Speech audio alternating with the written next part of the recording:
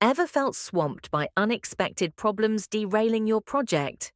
What if you had one simple tool to track them all and stay in control?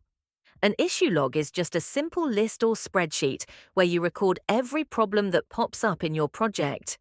No matter how well you plan, things will go off track, and an issue log makes sure nothing slips through the cracks.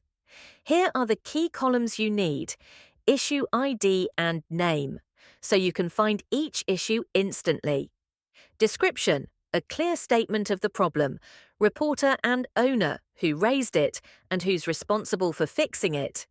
Dates, when it was raised, when it was assigned, and when it's closed. Priority and status, which issues need your attention first and where each one stands right now. Resolution and notes, how you solved it and any lessons learned for next time. Here's how to build your issue log in 5 easy steps. Pick your format, an Excel sheet or an online template, both work great. Add headers for each of the columns we just covered.